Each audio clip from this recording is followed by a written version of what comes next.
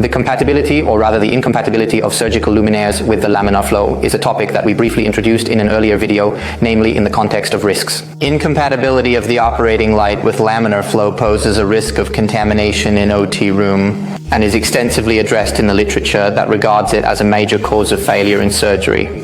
Good morning and welcome back to this video series. Today, as mentioned in the opening of the video, we will address the relationship between surgical lamps and laminar flow. After a brief explanation of the nature of laminar flow and what it entails, we will proceed to explore various methods for calculating turbulence, referring to the only standard that directly addresses it, and then finally we will consider how. One lamp may appear less impactful than another with reference to turbulence to laminar flow. Let's start. What is laminar flow? Laminar flow are a series of airflows at different pressures and velocities that generally come from the ceiling and help to maintain the sterility of the operating area. Laminar flow is thus, conceptually, a flow of clean air coming from the ceiling, which is then pushed downward near the operating table and collected by aspirators placed in the lower part of the operating room that absorb contaminated air along the way. Thus, from the description of how laminar flow works, it is apparent how the presence of any object along the path of this flow impacts it by generating turbulence. Let us imagine there is a flow of air that under normal conditions does not find any obstacle. It is then sucked in by the vents located at the bottom of the room. Everything would work perfectly. Nonetheless, the moment we place an obstacle, like the surgical lamp disrupting the path of the laminar flow, it causes turbulence to occur. Indeed, the presence of the lamp disturbs the smooth flow of the laminar flow. The impact an object has over the laminar flow is calculated through a method of turbulence percentage. The only standard that deals with the management of turbulence, its calculation, unfortunately has no direct applicability in international standards.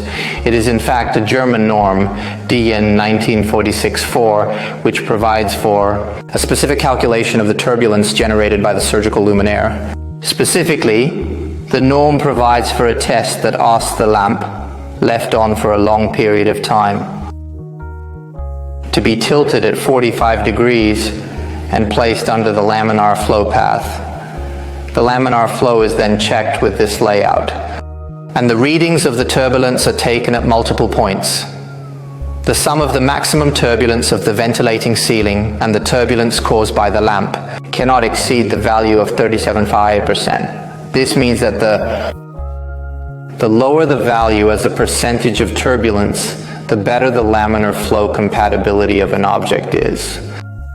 Among the elements that impact and negatively affect compatibility of a surgical lamp is primarily temperature, followed by the size of the obstacle and possibly the shapes of the reflector.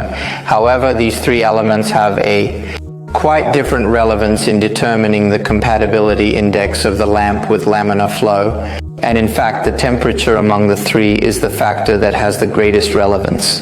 Heat itself creates turbulence, and this is precisely why the standard requires that the measurement should not be made with the lamp off or with the lamp just turned on, because at this time the lamp would still be cold. The standard requires that the measurement of turbulence should be done several hours after the lamp has been turned on, or at any rate, at the time when the lamp reaches the temperature of use.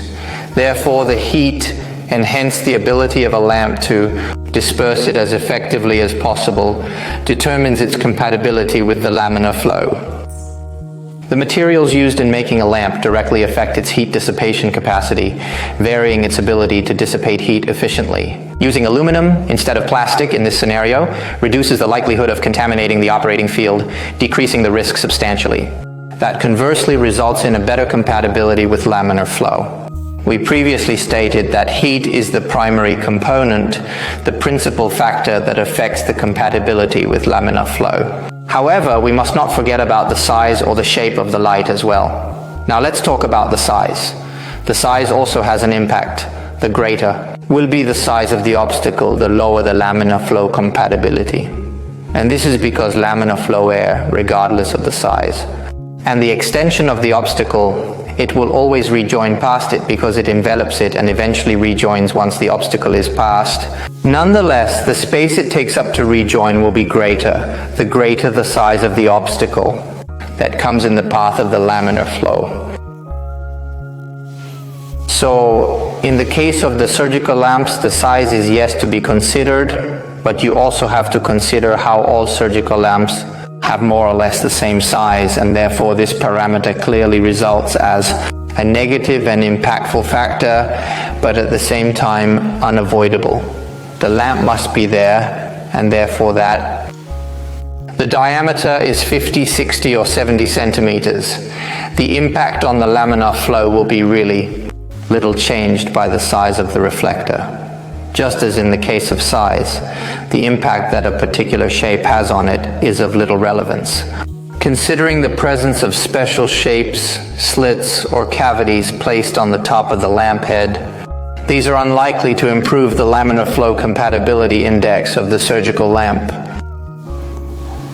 On the contrary, if we were to go to consider what the standard stipulates, namely that the test is performed with a lamp tilted at 45 degrees, we easily understand that the presence of louvers or cavities on the reflector are rendered completely useless by the inclined position of the lamp.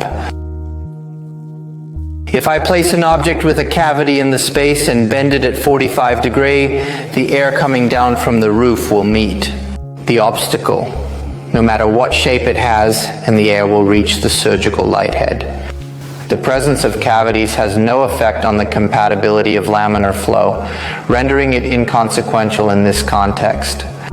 Therefore, comprehending the compatibility of laminar flow is of crucial importance in all respects.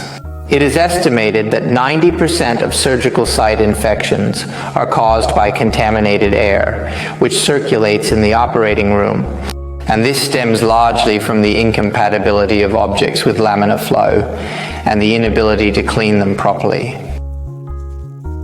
The size and shape being somewhat insignificant as a result have little relevance.